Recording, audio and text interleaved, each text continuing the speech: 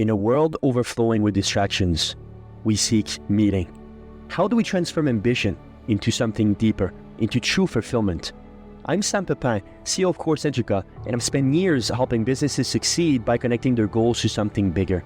On the Meaningful podcast, we explore not just how to win in business, but how to grow as individuals. Through conversation with thought leaders, innovators, and everyday heroes, we uncover the stories that drive us towards something greater.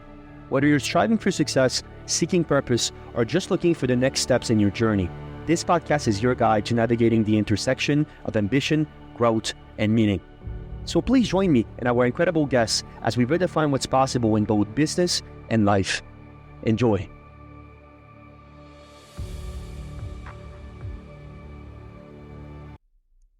Strategy without execution is just a conversation. Welcome to the Meaningful Podcast. I'm your host, Sam Pepin. Today we're diving into strategic implementation, eliminating bottlenecks in growth, and achieving real results for small businesses. Our guest today is Sean Atkinson, a strategic implementation specialist with over 30 years of experience in advertising and marketing. As a founder and owner of Majority Media LLC, Sean helps 0 to 250K business owners bridge the gap between strategy and actual outcomes by simplifying their growth systems and execution. His mission is to help entrepreneurs stop spinning their wheels and start seeing measurable progress. If you enjoyed this discussion, please let it well now with a like, small review, or even a quick share. Your support helps more people find meaningful content just like this. Let's begin. Mr. Sean Atkinson, welcome on the Meaningful Podcast. How are you doing? I'm doing wonderful, thank you. I'm so honored to be here, and I hope to be able to bring value and some insights to your audience. I'm sure it will be a lovely conversation, Sean. To kick us off, please tell us more about Majority Media. Yes, well, Majority Media is a play on words. I spent decades being on the corporate side, and what I realized along the way was the majority of businesses are small businesses.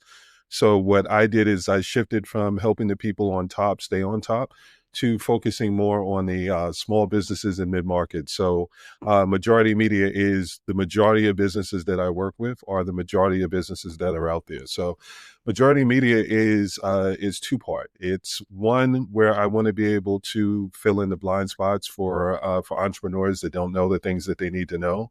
And then the other part is really just understanding that people learn in different ways. So some people have more time than money, and some people have more money than time. And I really just try to make everything custom according to the people that have a need, and then just address everything that way. Very nice. So you were always sort of fascinated by marketing and business growth, and even on the corporate side, perhaps. What do you think that fascination came from for you? I was as a child, I was someone that liked to ask questions because my mother said, she told me one good time, she said, well, why did you do this? And I said, well, everybody else was doing it. She said, gave me that thing that they give you as a kid. Well, if everybody jumped off a bridge, would you do it too? And because I idolized my mother in the way that I did, disappointing her was never something that I wanted to be able to do. So she said it once, and she said, you're supposed to always ask questions so that you understand what you're getting yourself into. And then that way you can make a conscious choice. So as someone that asked a lot of questions as a child, because, I can guarantee you after a point, she regretted saying that to me because I took it to heart. But she started working at Atlantic Records and Echo Records when I was about 6, 7 years old. And because she had already told me that, she said, I need you to understand that when you go into that building, it's going to be something where the people that you see on TV, the people that you hear on the radio, those are personas. And I said, okay, well, what are personas? And then that's when she had to explain to me, well, this is how they branded the person, but the person that you see outside the building may not be the same as you see them inside the building. So that was an early introduction to branding and just how people may be marketed. And that was something that I found fascinating. And from that moment on, every time that I got a chance to be able to learn more about it, I definitely took advantage of it. And this is late 70s going into the 80s. So this is back when you could actually spend more time at work with the family and things like that. It was a little more family orientated. So I got exposure very, very early in life to branding, marketing, and just understanding the audience in general. Right.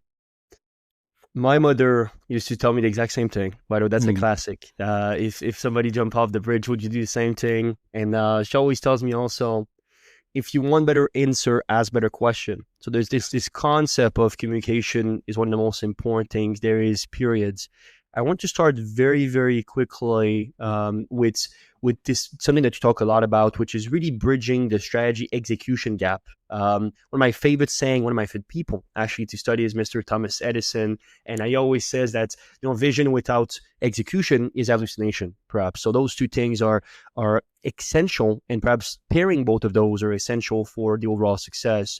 Now, as you help entrepreneur sort of transform their well-meaning plans, if you will, into actionable systems, what are the most common pitfalls and reason perhaps that businesses strategies, right, that the infamous one-page business plan mhm. unfortunately fail to get executed, and how can you help them perhaps avoid such trap?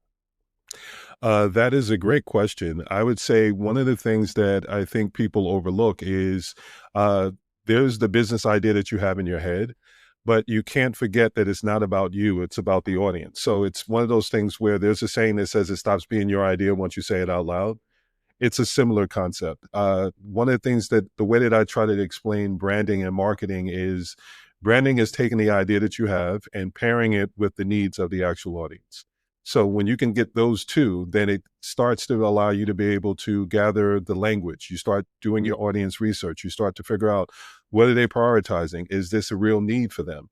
And you take all of the information that you start to put together, and then marketing is really just taking everything that you learned and repeating it back to them and saying, did I get it right?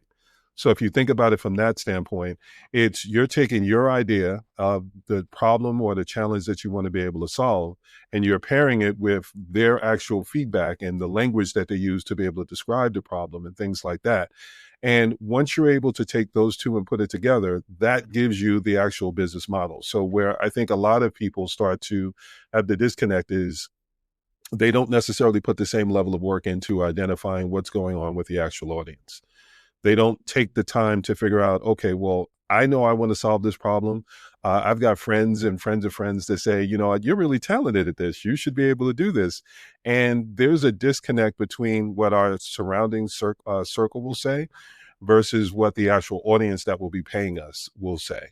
And we have to be able to identify that distinction. And I think for the people that are successful, they look beyond what they know and they start focusing more on what the audience actually knows, because at the end of the day, the audience is going to be the one that's paying. So if we're not clear on what they want, and the way that I describe it when I start talking about audience and doing the research is it's understanding first is it's not just a challenge that they're having, it's are you have you identified how they prioritize it.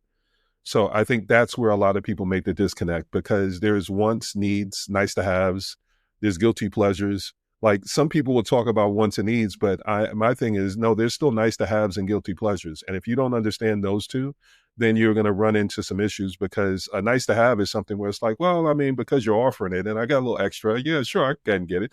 It's like somebody buying a stick of gum when they're at the register or a candy bar at their register. So like that's a type of purchase where someone doesn't necessarily have to think about it, but it's also not a high ticket item. So it removes some of the extras that might come in of the follow-up questions that somebody might ask. Then there's the guilty pleasures. Guilty pleasure is something that most people don't talk about until they realize they have something in common with that person. Mm-hmm. So once someone identifies, oh, you like that too, then all of a sudden they start to tell you about the other, like why they like it, and it's a guilty pleasure. Guilty is I'm not willing to be able to admit it to the world. So how do you sell something that's a guilty pleasure to someone that's not willing to admit that that's something that they like? So you have to have a real understanding of that audience to be able to say, I'm going to talk about the parts that you don't want to talk about and allow you to be able to connect in your mind so that you don't have to talk about it publicly, as opposed to wants and needs where someone is going to be more forthright with what it is that they're looking for and things like that. So if you understand how people are prioritizing it, then you can start to figure out what kind of runway you have with the customer journey. And I think that's where there's a lot of misconception, because some people think, well, because I have a great product or I have a great service, people are automatically going to buy. And you have to understand the customer journey well enough to be able to go, in some cases, There are people that may buy because they already know it's a need, but then there are a whole wealth of people that don't know that it's something that they need, and you have to be able to kind of plant that seed in their mind. Bob Mesta has a what I call an early stage customer journey. So instead of know, like, trust, what he's talking about it is passive looking and active looking. Those are two Mhm. earlier stages where sometimes you have to plant the seed for someone to say, huh, it never even occurred to me that that's an option. And then once you plant that seed, then they start to see it everywhere. And then that's where you can start to transition them from, okay, it's not even something that I knew I wanted or needed, to something where it's like, okay, now I'm starting to see it everywhere. And it allows them to start to prioritize and make space for it in their life. And I think that is where a lot of people start to have more success, is when you have that real connection and you really understand who that audience is. If you don't understand the audience, then you're going to be selling to yourself, because the only person that you truly understand is yourself. So learn the audience, learn what they prioritize, learn how they talk, learn everything that you can about them, because those are going to be all the answers that you need in order to be able to make sure that you can get the results that you want to be able to get, not just for yourself, but more importantly for them. I hear more and more incredible thinkers talk about this concept of feedback loops and how perhaps obviously Tom Bilyeu, Quest Nutrition, talk about this query often. I was just reading $1 Million Weekend by Noah Kagan. Interesting book, by the way, for those who want to pick it up. It's very interesting because we live in a world now, and I'd love to sort of circle back at you basically from a question perspective, is that we live in a world now perhaps that it moves so fast that, like you said, this concept of audience is not only so important, but this concept as well of really understanding the bell curve perhaps of adaptations, where a very, very minute portion of people are actually active buyers, or actually perhaps early innovators if you have something of such types, and therefore really being able to position yourself as the provider of choice for such problem that they have, because that's what the business is. At the end of the day, it's Mhm. solving a problem, whatever it is so important. Now, from that perspective, technology nowadays is phenomenal at doing that and really helping us perhaps understanding not only what our audience is, but where they live, perhaps in this case, visually or even on site and offline. But it's very, very interesting to me how capitalizing on not only the understanding of the audience, but this concept in which,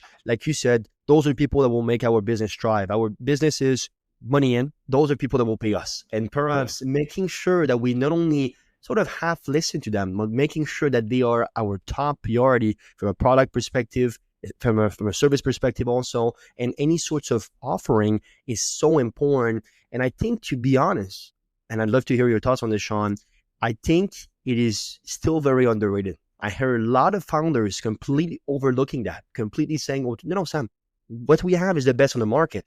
I'm like, sure, but have you thought about distribution? When's the last time you asked the customers actually what do they want out of the product, and not just what you want out of the product? How can we get sort of, I suppose, how can we optimize and make sure that business owners really take this as a main point of focus moving forward? Do you have sort of a formula perhaps to optimize such a concept? Yes and no. Yes, it is definitely something that people need to pay more attention to. Is there a very specific formula that will allow people to be able to learn that lesson early, or earlier in the process? No, because one of the things that I express is, my grandmother had a saying. She would say, "Did you hear what I said?" And I would say, "Yes," and she would follow up and say, "Well, but were you listening?" So there's a difference between someone willing to hear you out and then someone actually listening for the lesson. Mm, So I think that people don't necessarily learn until they're willing to learn. So it's something where I can tell people till I'm blue in the face that, you know what, that's something that you have to be able to focus on. You have to be able to know that the audience is going to dictate everything that goes on with your business. It's not until some people start to run into the actual problem of saying, you know what, I'm working really, really hard to be able to get a sale. And for some reason, my sales process is twice as long as somebody else's is. It takes you starting to realize, you know what, some people, when they first start, they'll try to figure out who their competitors are, and they can't answer the question because they don't know who their audience is. Your audience will tell you, well, this is who we're comparing you to. This is someone that solves a problem in a way that I like. And then that's where you can start to gauge, okay, well, what are they doing that they're doing really well? And where are there gaps that would allow me to be able to say, okay, well, these are my actual differentiators. So I think it comes from understanding that you don't know everything that you need to know. And it comes with a certain level of humility to really be able to understand that you really have to learn who the audience is. And that goes back to what I was saying originally. There are a lot of business owners that will sell to themselves or they'll sell to their skill set. And what they have to remember is they are not their customer. I'll give you an example. I recently had a conversation with someone who built a solid platform. And what I find is there are some people that will build a product or a service and then try to find the audience. And then there are people that find the audience and then they build their product and service based on that. The people that find their audience first have a shorter sales cycle. They have a shorter 100%. learning curve. Those that build their product or service and then say, now I'm going to go out and try to find their audience, they're going to have a tougher time because they crafted something and built it around their understanding and what they think their perception of what the audience would be. And for the example that I would give, I was talking to someone who was promoting communities and the ability to be able to make it so that people can build out their communities. And then I started having a conversation with him. And then I realized, okay, you don't really understand who you're selling to, because I asked him, I said, okay, well, from a strategic partnership standpoint, I can see using your platform for 7-day challenges, workshops, webinars, things like that. And his thing is, well, what's a 7-day challenge? And I said, okay, that's a problem, because if you understand communities, then you have to understand that there are different types of communities. And what I explained to him is there are basically 3-tiered communities. There are the people that are trying to build authority and credibility and build up their list. Then there are the people that have built up their list and then they're trying to monetize the list. So now they're selling them products and services. And then there's the group that have built out their business well enough where at that point, they're almost using the community as a support. So it cuts down on sales tickets because people can go to the community and get their answers. And then this way, you're not spending time on trying to have people go through bots. You're not spending as much time on sales tickets and things like that. So he built a solid platform, but without understanding what the audience needs and what they need at each one of those levels, it's going to be hard for you to be able to sell to them.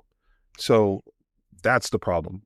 Absolutely. And I think it also comes down to sort of the power of strategic implementation. I think that there's a lot of great ideas, my friends, a lot of them, loads of them. Yes. But and having an idea is great. It's a good start. But the truth is, if you don't have the ability nor the power to strategically implement it, specifically these days with AI and others, it's pretty much worthless. And therefore, such accuracy is so important. And I really, as you're sort of a specialist in this, that's why I will tackle it from this angle, from a strategic implementation angle. There's really something that I love doing, Sean, which is understanding people in skill sets and what I call in timelines. So really what I feel, and I've built businesses with multiple employees, dozens and dozens of employees myself, is that there's really 3 types of people as I understand them from a time perspective, which match the past, present, and future actually. There is people in which talks in the past and talks perhaps in which from a market perspective, or typically these people tend to be a bit more achieved, and therefore they talk in sort of a nostalgic way. That's why I call them the nostalgics. And those are great for being advisors, for being mentors, for being people in which guides you perhaps. And afterwards, there's the doers. Those are people that actually do things right now. All right. I am doing this. I am currently working on that. And those are people you want within the operations, within the implementations also, to really make things quickly moving. And then there's my categories, people that talks in the future all the time, call them as you wish, the thinkers, the visionaries, as I like to call them. Which we talk in the future, right? I see the market is going this way. We should do blah, blah, blah. And those are typically founders and so on. Now, when you understand this model, one thing that I see so many people making the mistake of is, one, they don't understand which one themselves perhaps are in what's their strongest skill sets. And therefore, you have visionaries that spend all their time doing a doer's task. And I'm like, what? That's not your strength, my guy. You're a great guy, but now it's like Einstein said, right? If you ask a fish to climb a tree, it will think he's stupid all his life because you're not a monkey, my guy. So that's something very, very important to understand. Now, let me ask you this. Again, in a world that moves so fast, I suppose, where the doing portions is so important to make sure you capitalize on a great idea, Mhm. how can two things? How can perhaps thinkers in which have that idea understand the importance of having basically a Steve Job, right? If you're a Wozniak, having that Steve Job to go to the market basically into, or how can they perhaps make sure to understand not only the importance of that doing piece, but capitalizing on that doing piece as effectively as possible through human capital, through technology? What's your take on all of that? One, I think that's a very astute observation. It is something where you definitely have to understand where your expertise lies. I think there are definitely people that speak more past and nostalgic because they're talking about what they've accomplished. And Yes, I think that's great if you're seeking guidance of, tell me about the industry, things like that. There are definitely the doers where they're having a conversation with you in real time. And then there are the people that are more future focused that are saying, come along with me for this ride. And if you understand that, then it makes it easier for you to be able to start to identify the best path forward. So it goes back to there are some people that are able to build their product and service off of already having the audience. And I'll take sure. it back to the music industry. One of the things that I learned quickly was there are the kingmakers. And what I call the kingmakers are the people that are on A&R and things like that. They can identify talent and say, okay, there are two pathways. I can have the audience and then find the artist that aligns with the audience, or I can get the artist and then I have to find the audience that aligns with the music and everything that they're going to put out. So there are always multiple pathways, and you have to understand what path you're on, because once you understand what path you're on, then you can start to know what to expect to see on that path. So what I did is I ended up creating 10 entrepreneurial types, and the entrepreneurial types are based along with their personality. So it's also looking at what kind of risk, are you risk averse? What kind of surrounding circumstances do you have? It looks at these different things because you have to base it on your personality. You have to base it on what your surrounding circumstances are, because if you don't, then you can go into an industry thinking that it's going to be one thing, and then you realize that the process is completely different. You're ill prepared for all the other things that you need to get done. And then you go from being an expert to someone that has to outsource a lot of things to be able to get people to come in with that expertise in order to help you expedite things. So, where you mentioned Steve Jobs and people that may have a great product and then they have to figure out how to be able to connect with the audience. Very much what I was talking about with the guy with the community. He Yes. knew how to be able to build out a great product, but in my conversation with him, I was like, oh, I get it. You're more of an engineer. So you're not the salesperson. You're not the person that's going to be able to have that conversation with people. And bless his heart, what he kept saying is, well, if you just get on the platform, you'll be able to see. And I'm going, we're two different people. My mind doesn't work that way. Mm, My mind is already 5 miles down the road. So if I get on the platform, it's an endorsement. And if I get on the platform, then I'm going to be dropping content. I got to move my whole workflow over. There's so many different things that I have to do. So I'm very specific about what platform that I'm going to be on. So you have to understand yourself and you have to understand the process. I think one of the things that people should really be able to, if they take more time to understand the process, things will get so much easier for them. Thankfully, I got to be able to see the process very early on in life. And everything that I did after that was studying the process. And the process is really just saying, okay, well, if this is the starting point and this is the end point, what happens in between there?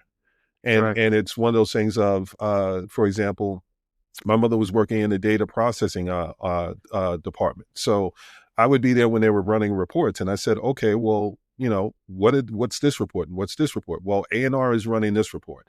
Marketing is running this report. Sales is running this report. So understanding that each one of those departments had their own job and each one had their own task. And then they would take all the information that they had and then combine it to be able to say, okay, based on all this information, this is the process for making this successful. So if you can identify the process, then you can figure out where your strengths and weaknesses are.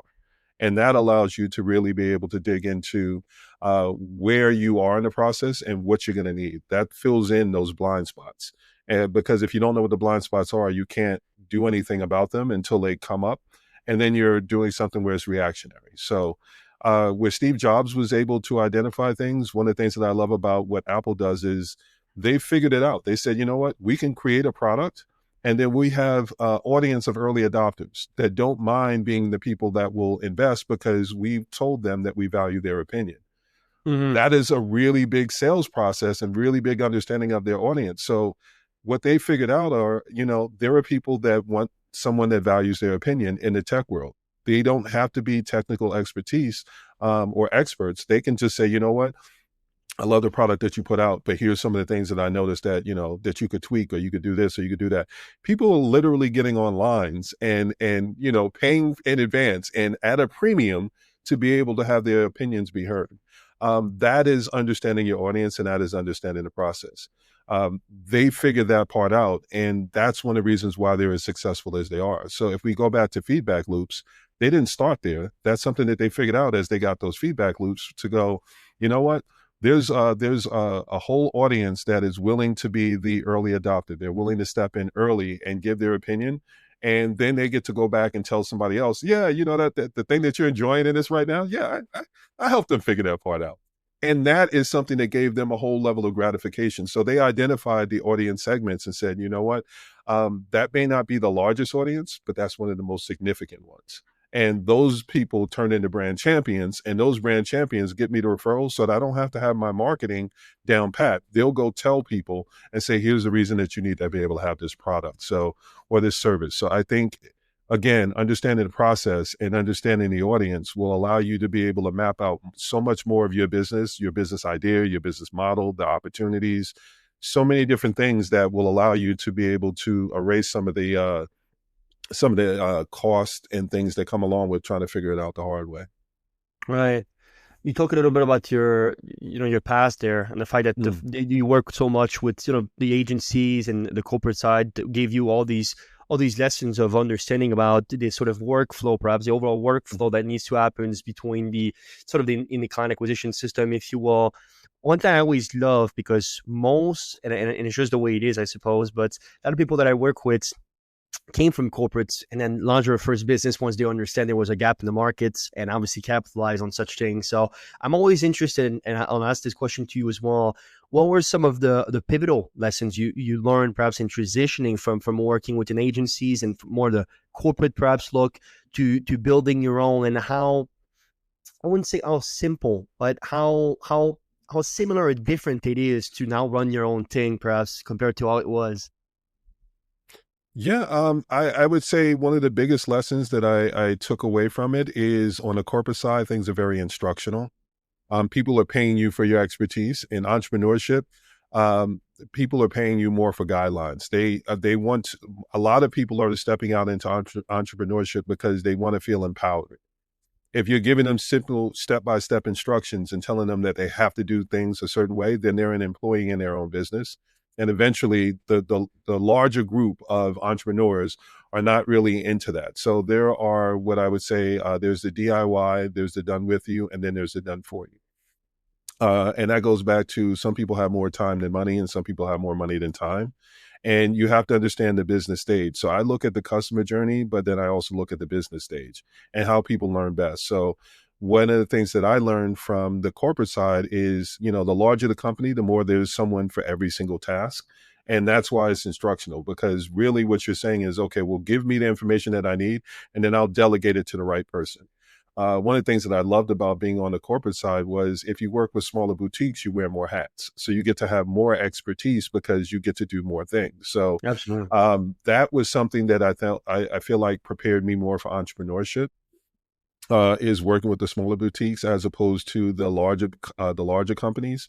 I spent a lot of time working with the larger companies, and one of the things I realized was, in some cases I would get myself in trouble because they would say, well, don't do that. Like, and my thing is, I want to learn the full process. So I want to be able to learn how to be able to do things more than one way. And their thing is, no, if you do that, then you're going to be doing that other person's job. And then you could get, so you could cost somebody their own job by trying to learn how to be able to do the whole process. Whereas with, as I transitioned into entrepreneurship, because I had that mindset, it made it easier for me to be able to identify more aspects of what actually help an entrepreneur. So it's guides on the entrepreneurial side, is empowering people to be able to make their own choices. one of the things that I realized was I was giving people instructions, but I wasn't taking into consideration that eventually they're going to want to do it their own way. And if I'm only teaching them how to be able to do it one way, then I'm not actually empowering them to do anything. I'm setting them up for failure, if I'm being honest, because I'm teaching them my way of doing it instead of creating something custom that allows them to be able to do it in a way that aligns best with them. So that's one of the biggest things that I learned is when I first started out, I gave instructional frameworks and strategies and things like that. And then as I started to work more and have more conversations with entrepreneurs, I switched to frameworks, which are more guidelines and it's milestones that say, okay, here's the things that you can expect to see on this pathway. And once you know what you can expect, I do it almost with the understanding that at some point you're going to do something other than what I'm telling you. And that's why I'm giving you frameworks, because when you go left and when you do it your own way and you improvise, these frameworks are serving as milestones. So you can get back to the main road and then you can say, okay, I did that. That didn't really work for me. How do I get back to where I'm supposed to be? And then what's the next step after that? So I leave them room to be able to kind of do things their own way. And then the guidance is really just going, even when I give them the frameworks, it's saying at some point, you're going to do something other than what I'm telling you. That's why this is a framework. It's meant for you to be able to almost be like a lighthouse that guides you back to the main road and then says, now here's the path that you need to be able to go on from there. It reminds me so much of what Robin Sharma is talking a lot. He had this great quote, which is don't be a prisoner of the systems, be the architect of your future. Right? When you're a business owner, like you said, you want to own it. You want to feel empowered. You want to have the tools, but then step out, my guy. This is my game. This is my game. Exactly. So this is very important. I just received this exceptional book. It was actually sent to me by a gentleman called Mark Schaefer. It's called Audacious. I really recommend it to anyone who wants to understand how human can thrive in an AI-driven world. Fantastic book. And he was really talking about the fact that all the best marketing people understand that strategy is first. But what I love to say is that, yes, strategy is first, but then having the right tactic to be able to capitalize perhaps on such a strategy is also exceptionally more important. It's really important, not more important, but as I would say, it's in completion, perhaps the overall process. And when you look at it this way, I really want to talk to you about marketing that move the needle, specifically for SMEs, when you don't have this humongous budget where you can just sort of, oh yeah, let's spend 1.5 million on PPC. Yeah. That's not everybody can do that. All right. So obviously we both understand that not all marketing is created equal. And I'm really interested to always like to refresh my mind, and perhaps what's top of mind for me when I'm talking with great people like yourself is how can the SMEs identify early on, perhaps as early as possible, what marketing tactics actually drives revenue so that they can stay out of the unfortunate but very real first step, which is sort of guessing, sort of getting into it as best as you understand it. How can we manage all of that with the SMEs? It goes back to understanding your audience and what you had mentioned earlier, that customer feedback loop. I'll give you an example for my business. I talk to at least 5 to 10 entrepreneurs per week. I get on the networking sessions. The first thing that I say is, well, tell me about your business and tell me about your experience. And it's something where the more conversations I hear, the more I start to identify the overlap.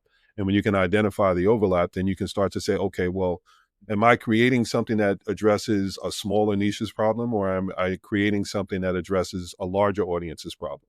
If you know that you're identifying something that covers more of the masses, then it's really more a matter of understanding the language. Are you explaining it in a way that when they hear it, they go, oh yeah, no, that makes sense. So one of the things that I tell entrepreneurs is, you know that you landed it when it's a foregone conclusion. Like, I'm not a salesperson. So the way that I address that is I focus on the customer experience. People remember great experiences and people remember bad experiences. What they don't necessarily remember is the tactic. So what happens a lot of times is, even on a relationship level, let's just take it back to that. How did you two meet?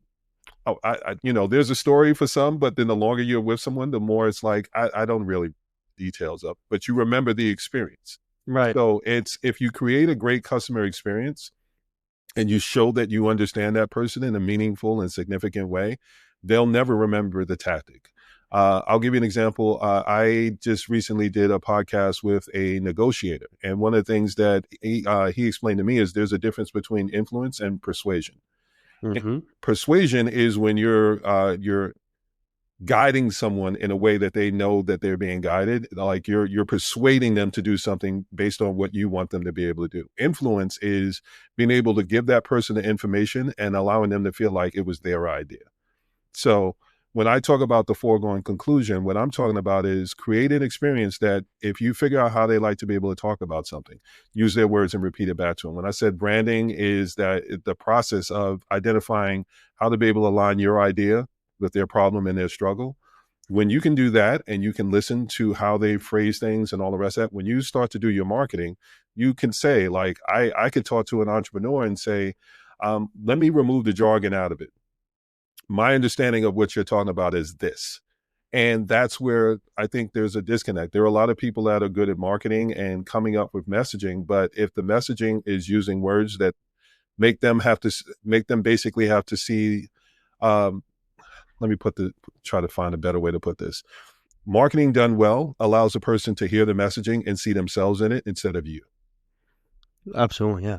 So when you think about that foregoing conclusion, when your messaging is right and you're using their language and their terminology and everything that allows them to be able to see themselves, you're making them the hero in their story. So our job at that point isn't to be the hero in the story. Our job is to be the facilitator so that they can see that it's actually possible. And it takes them from, is it something that can I do this, to it's not only possible, now it's plausible. And now my conversation is, well, let me tell you what the results look like on the back end. So when we're talking about small business owners, it's really a matter of being able to say, is this something that's already out there? If it is, great. How do I identify myself as being someone that can get them to that actual solution that they're looking for? What's the experience going to look like for them? And then how do I ensure that they can see the results on the back end? So it's something where sometimes you have to understand the customer journey. If you understand that someone may have self-doubt, they may have something where they don't believe that that's something that they can achieve. If you understand that about your audience, then your messaging has to be on, let's start by making sure that you know this is something that's possible. And then turning it from possible to plausible. Not only is it possible, but it's likely that you can actually get this result. And then it's switching it from, okay, not only is it likely, now let me guide you through what it looks like for you specifically in order to be able to get that result. And then once you're able to do that, then the conversation is really about, okay, well, how much of a priority is this for you? Like, now that you know this is something that can actually happen for you, what can I do to make that experience great for you? And what can I do to be able to help you see how this could change your life? So when you're doing that as part of the customer experience, a lot of that doesn't really have to do with like marketing as much as listening. And if you're listening to them, they will tell you everything that you need to know to move them from one stage to the next stage to the next stage. And I think one of the best parts about being a small business owner is you can pivot, in Oh, yeah. real time. And that's what larger corporations can't do. So what I try to explain to small business owners is you have a power that bigger companies don't have. Like, you can turn when you see a trend coming. You can turn when you hear someone say, well, you know what?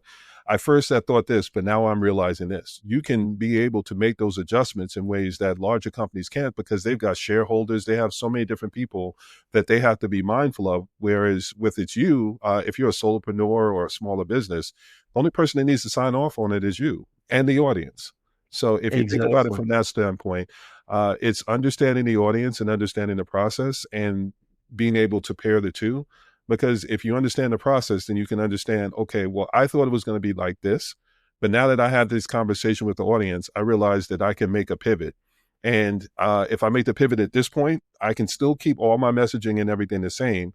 I just frame it to them a little bit differently. So it's understanding that part.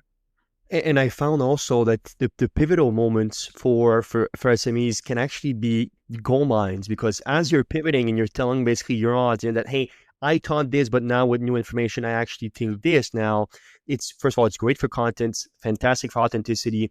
And really, again, don't be afraid of starting over. If something, what I mean by starting over is, don't be afraid of pivoting. And it makes, and I know, trust me, and we all know it as business owners, it's hard. All right, you fall in love with the idea, you love it so much, you're like, man, this will take over the world. Mm-hmm. You launch it, crickets. And then there's two sides of that equation. There's the passionate. Well, the difference between passion, there's sort of this egoic portion of you where you're like, man, this is way better than what it actually got. Let me try again. And then you're sort of basically building your own pitfall and sort of going this rabbit hole where that's not where the market needs, because if it was, it would have shifted basically and moved towards your perhaps your way of understanding it. But then there's sort of the passion portion of it, which is, well, look, my goal, especially as a small business owner, is to be of service. All right. Picasso, right? I just came back from an incredible exhibition yesterday with my father. And Nice. it's Picasso. Picasso said this, Sean. This is phenomenal. He said, the purpose of life is to find your gift. And to me, the meaning of life is to find your gift. And the purpose of it is to give it away. And Yes. that, my friend, is quite exceptional. And if that's how you understand it, then you understand that as the meaning of your life is finding what you're good at, meaning perhaps the business you're building, therefore your purpose of it is to give such thing away, meaning that you should be of service, then you should use that feedback loops to pivot if necessary, because guess what? That's what the market actually needs. And on top of it, everybody looks better into it. You'll look better because you'll be able to provide a better service. Your audience will stick to you with you more because you now have a better service to enjoy. So everybody wins. That's why it's so incredible. Now, I want to talk to you about the operationalizations of the passionate entrepreneurs, though, because I see this over and over in the SME space where, again, you love what you're doing so much that you hyper focus on doing everything. It's my business. I do everything. All right. I do the admin, I do the operation, I do the finance, I do the marketing, I do the sales, I do the fulfillment. No, it's 2025, people. It's time to understand what I think James Clear came up with, maybe the best business book, in my opinion, of the past decades or so, which is Atomic Habits. Incredible book. And really building systems, right? Building systems. That's the nature of all things. So tell me, from your perspective, you seem quite passionate about your work as well. I'm certainly am. So we can both speak about this quite a bit. Is how can passion founders sort of begin systemizing their business without losing their creative spark, and understanding that actually this will optimize and will increase their likelihood of doing more of what they want and enjoy, which is running their business? That is such a great question, and it's a conversation that I've been having a lot recently. We are in a point right now where AI has empowered people to be able to do this even more. I am someone that I love what I do so much that I want to be able to keep a lot of it to myself. So I am part of that audience that you're talking about. And I had to be able to evolve and realize, okay, what I need to be able to do is I need to understand where my expertise starts and stops. I need to understand what I can do and turn it around like that, just very quickly. Like, that's the sweet spot. That's my natural gift, versus the things that require more focus, more attention, and more time.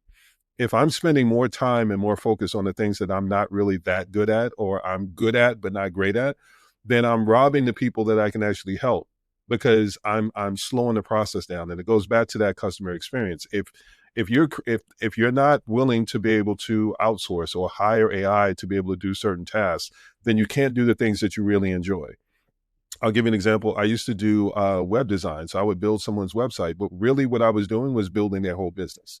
So like they would say, oh, I want a website. And I'm going, okay, we'll be able to get your branding story together. We'll put this together. We'll get your marketing together. And then they would say, can you make the logo a little bigger? And my thing is, I don't like doing that part. Like, I don't care anything about what the actual layout looks like. I'm telling a story with the website that's actually going to get you business on the back end. So what I realized is the longer part of that process for me was doing the layout, the development part. And I realized, you know what, there are people that specialize in that love that part. So why am I robbing them of the opportunity to be able to do that part and basically making it so that it's not as good of a customer experience? Because when the audience knows, or the customer knows, well, every time I ask you to do that part, you kind of push back, or you don't really seem that enthusiastic about it, but you're enthusiastic about all these other things. Why would I get in the way of having them get a great customer experience? Because there's a part that I don't enjoy doing as much. So one of the things that I realized was it made sense for me to go, you know what? here's what I'll do. I will focus on the things that lead up to you building a website, and then I can come back in after the website's built. This way, it allows me to be able to stay within my expertise. There are things that I know that it would take me longer. So why am I going to slow the process down? I've worked with web designers, and part of the things that they run into is they say, I love building a website. Like, that's my favorite part. But it takes forever for me to be able to get the content from them. My thing is, well, all you have to do is ask this, and all you have to do is do this. And their thing is, why is that part so easy to you? And that was where I started having conversations with them. And their thing is, yeah, I mean, if you don't enjoy doing this part, but you enjoy doing that part, go to that part and focus on that, and then allow us to be able to build a website out. And the end result is now I get to do the parts that I enjoy. The web designers get to do the parts that they enjoy, and we both turn our projects around faster, which allows us to help more people. It creates a better experience. So I'll bring it back to AI. One of the things that I started doing is I started using AI, and I do it with the mindset of it's like, for example, a GPT. I will hire GPT to do specific roles. So it Mhm. frees my time up and my focus so that I can actually focus on more creative things. So it's I think that's where people start to have the disconnect. You want to hold on to everything, but you're actually slowing your process down and putting your customer experience at risk. And again, so much of our success is built on that customer experience. So with AI is very good at taking instructions. So what I would say is learn how to be able to do it well enough to be able to explain it to AI, and then have AI take on those tasks, as opposed to you struggling through it. Because if you hand it to them, I had someone tell me, he said, AI will help you get more done. Let's say it would take you 20 years to get something accomplished. AI can help you get it done in 2 weeks. Like, That's if you think incredible. about it from that standpoint, like, it expedites all the things that we would have to use brain power and struggle to work our ways through. You just have to be able to explain it right. Like, AI knows how to be able to do everything. What it needs is for you to be able to instruct it and guide it on how you specifically want it done, and how to make sure that the audience gets what they need to have out of it. So I think the misstep is that people want to be able to hold on to all of these things. You don't necessarily have to worry about the trust issue of hiring somebody else, like an actual person, because I get it. My thing is, you can't teach hunger. So I know that there's times I'll go to have a conversation with someone, and their passion isn't my passion. They're not as hungry as I am to be able to get certain things a certain way. But Hmm. AI is. If I tell AI, this is how I want you to prioritize it, it will prioritize it at the level that I'd set. It allows me to be able to set the expectations and almost feel like I'm getting a mirror image of me back. So I don't have to worry about that the same way. So I would say, for those that are operationally challenged, let's go with that. I think it's an opportunity to be able to use the resources and the tools that are out there. AI isn't going anywhere, but you can use it as a tool to be able to help you expedite and become more efficient and focus more on the customer experience and all the different things that will allow you to be able to be the best version of yourself. So don't rule it out, because I know there are a lot of people that say, well, it's taking over jobs, it's doing this, it's doing that. It is, but it's also empowering those people that are in those roles if they look at it the right way. So, like, for content creators, yes, people are now using AI to be able to create content. But the drawback to that is people are generating basically the same content. Like, you It's a have to sea of understand. sameness. Yeah, and if you follow the herd, then you're never going to stand out. And if you're a small business owner, the whole point is to stand out. So if you're just creating something like that, my follow up to content creators is teach them how to be able to use those tools, but find out how to be able to customize it so that they stand out. So now you're not just someone that was writing the content. Now you've empowered them to be able to come up with their own content, and you don't have to struggle with that whole process of trying to pull that information out of them. Isn't that a better world? Like, why would you not do that? Yeah, exactly. Yes, AI is the tool and you're the source, and that's Mhm. so interesting. I always refer to this idea from Alex Harmos. He said that you can't expect exceptional results if you're basically doing the same thing as everybody else, and Yeah. that's why this concept of novelty is so important in actually in all fields in which people excels, competitive fields. You always have a few of these people which people do not understand. Call it obsession, call it whatever you like. But there's this concept of exception through difference, through, again, Mhm. exceptionality, just from a purely perhaps grammar perspective, vocabulary perspective, is doing what is not expected. And I think that's very important to keep in mind for sure. One of the key lessons that I think is so important Sean, is experience, right? You have 30 years of experience now in the marketing industry. And I always refer to two main concepts when I talk about that. The first one is actually Gina Greenlee that says that experience is a master teacher, even if it's not our own. But my favorite is actually Mark Twain of all people, which I definitely don't agree with him on everything. But this quote is an interesting one. He said that an intelligent person learn from their mistake, but a wise one learn from others' mistake. And that is where I think there's such a big gap. And that's why I'm very bullish on AI, actually, very, very bullish. And we need to, obviously, there's guardrails that are necessary and having the right leaders to lead it. I understand all of that.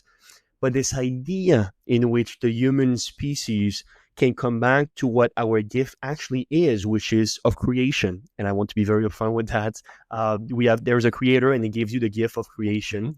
This concept in which during the Industrial Revolution, there was a lot of, in my opinion, a reduction of the human soul towards labor, towards tasks in which are tedious, in which are repetitive, in which now will be able to be done by machine, by robotics, by things in which do not have the soul that you and I have, and therefore being able to tap into that soul even more. I am fascinated by that future. I'm an optimist, obviously, but I'm still fascinated by it. And it would seem like we share that optimism, which is interesting. Now, Jeff Bezos said at an incredible conference, he was talking about I don't recall exactly what it was, but he was talking about the fact that instead of thinking what will change in the next 10 years, which is plentiful, actually way more than we can even imagine, Right. think of what won't change in the 10 next years, right? He was talking about the fact that from Amazon perspective, everybody wants the cheapest price. Everybody wanted to be delivered as soon as possible. Those things will never change. Now, let me ask you this. As you spend, again, 3 decades in this field, what core sort of marketing lessons have stood the test of time across those decades of experience in that industry? And which of them do you think will remain just because of how priceless and timeless perhaps they are, so we can have a solid foundation to work on? I would say it starts with understanding that the audience is going to have a certain level of expectations. And our job is to be able to meet their expectations. It's also to innovate and create. There are things where one of the things that is never going to go anywhere are we are creatures of habit. And that's one of those things that if you look at what people are doing, if you understand that, for example, when I look at industries, there's hospitals, there's certain industries that there's always going to be a need for it. So if you're risk averse, look at the things where there's always going to be that need. And if you identify those things where you're like, that's not going anywhere, people get sick. So hospitals are never going anywhere. People need to eat. So, there's that industry of making sure that people are able to eat and do the things that they need to be able to do. There are staples that aren't going anywhere. And then what does change is the process, the delivery of those things. And when you understand that, the only thing that really changes is how we deliver the things that people expect. But the expectations never go anywhere. Like whatever it is, people expect it. I'll give you an example again, almost going back to the music industry. There were artists that would come out and put out a song or put out an album, and people got used to that sound. And then that artist would decide, you know what, I've evolved. I feel like I want to go in a different direction. And the audience would push back and go, no, no, no. That's the sound that we wanted. And who told you that you could change? And you have to be able to have an understanding of how to be able to bring people along for the ride.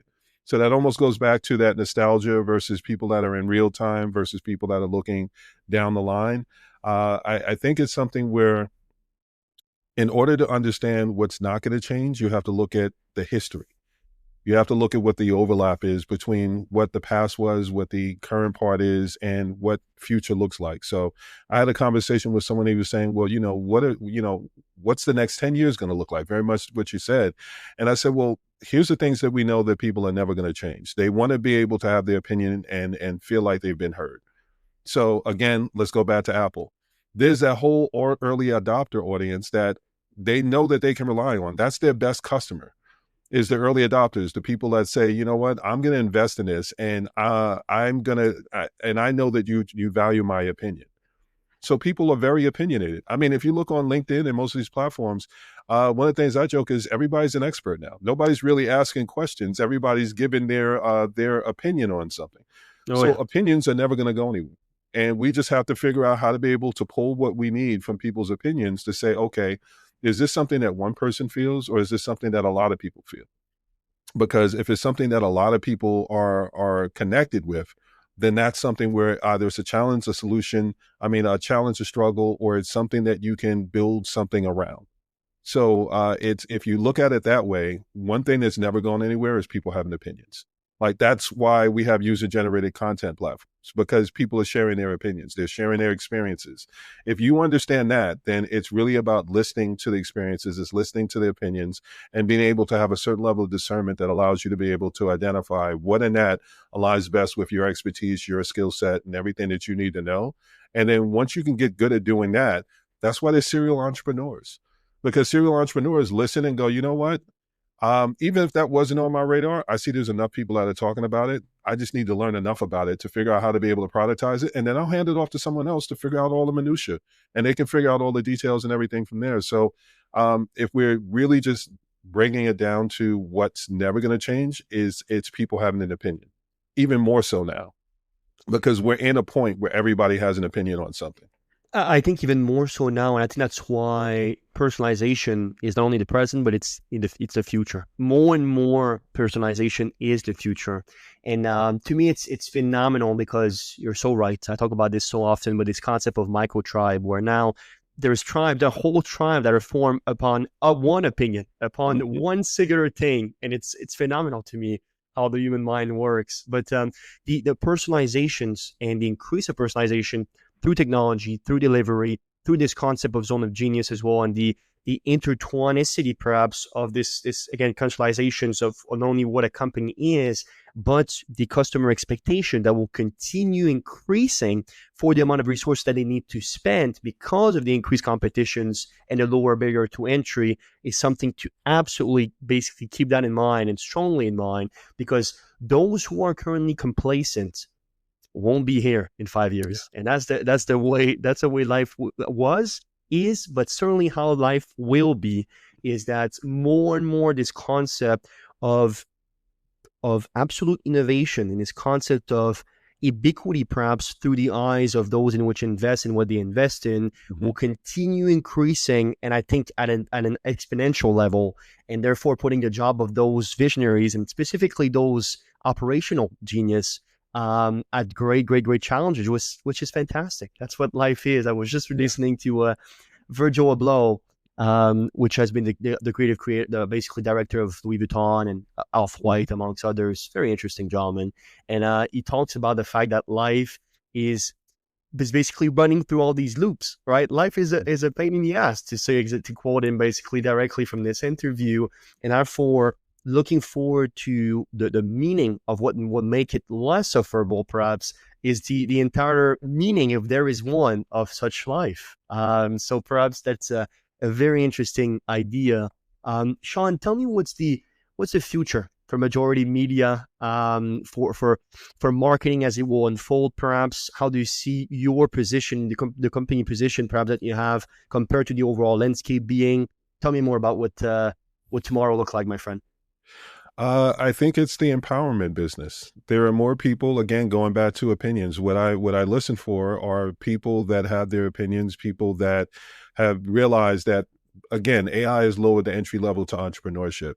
We're seeing the job market push people towards trying to figure out what their next move is going to be. So if we're looking at how to be able to empower people to figure out what their next step is going to be, that's what the future really looks like, because we're in a position right now where we're seeing full industries pivot, and they're going in a direction where it's, if you're someone that was instructional, if you were someone that needed instructions to be able to figure out how to be able to do a job, I don't want to call them a follower, but if you were someone that is just, I'm an employee, you tell me what I need to do and I will do that, these are the people that are getting hurt by AI in this situation. But for the creative minds and the people that are able to think outside the box, the people that are able to pivot and say, okay, well, now I can go from being someone that needed to know everything to being a specialist and learning how to be able to do something well enough to be able to guide people.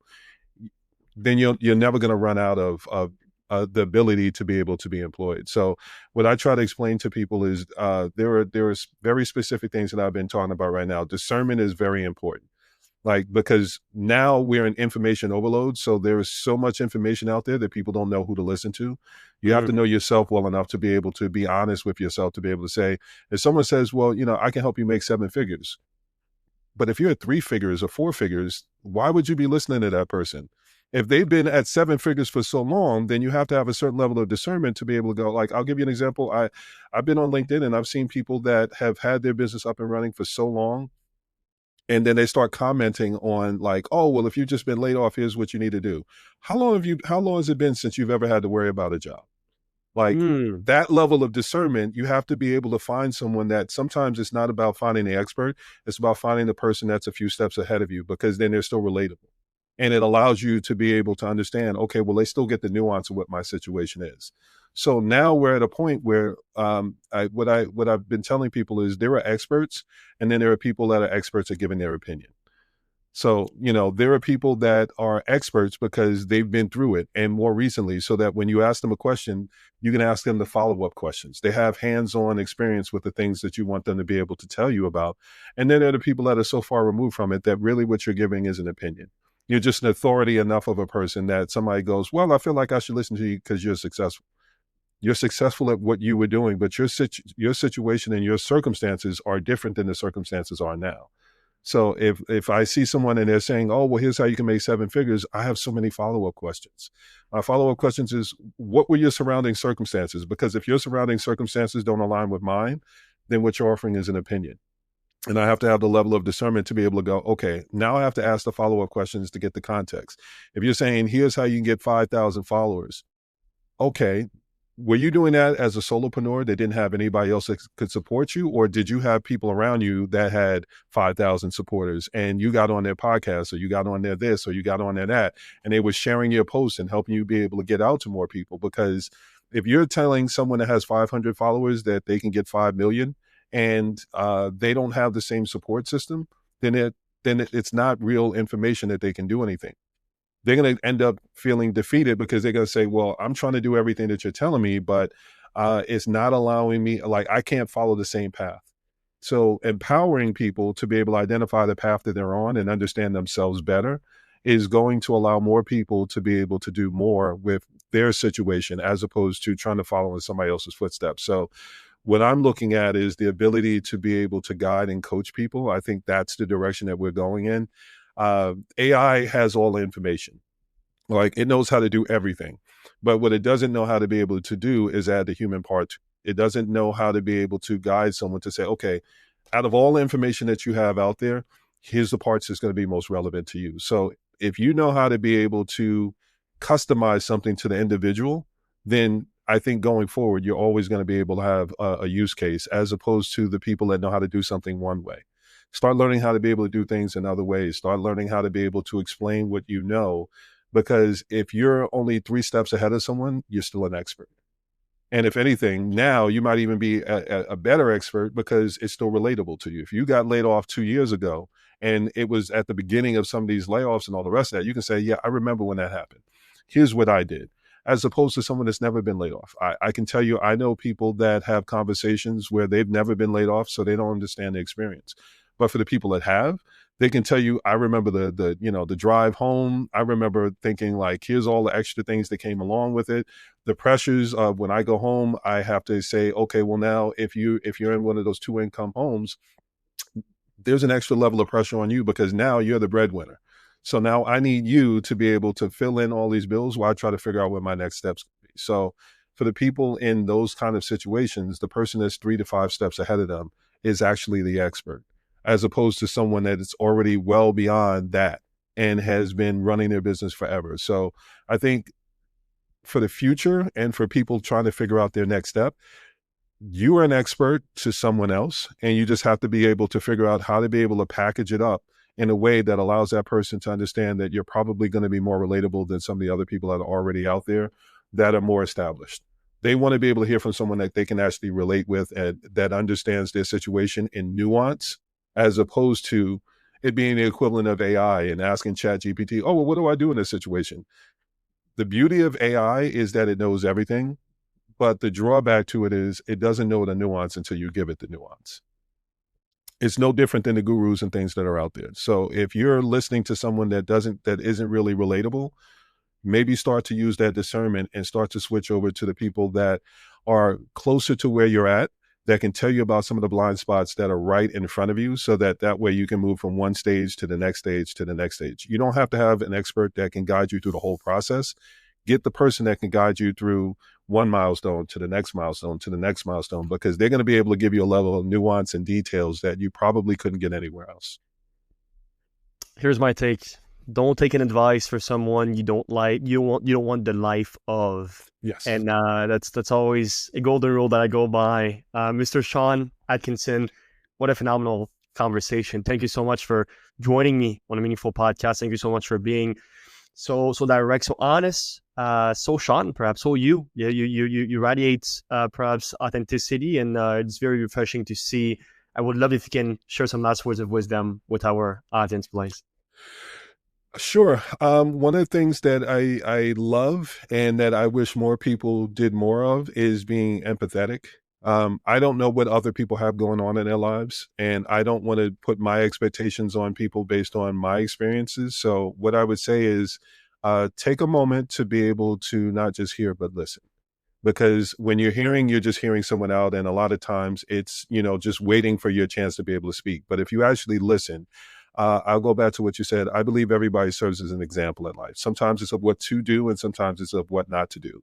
But one of the things that I learned very early in life is, everyone serves as that example. And if you can pull what you're supposed to pull from each one of those things, you learn or you earn. And if you can take those examples from other people and go, you know what, I really love what you did there, but I would tweak this a little bit to make it fit my situation, then those are things that are going to allow you to be able to advance in life. And you don't need ChatGPT for it. You just need eyes and ears.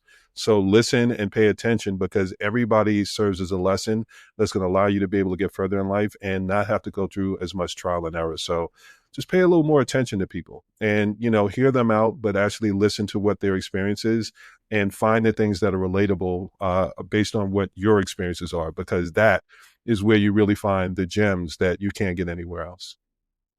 Thank you for spending your time with us today on the Meaningful Podcast. If you enjoyed this episode, please leave a review or share it with someone who could benefit from it. And always remember, your story matters. Make it meaningful. We hope to see you next time.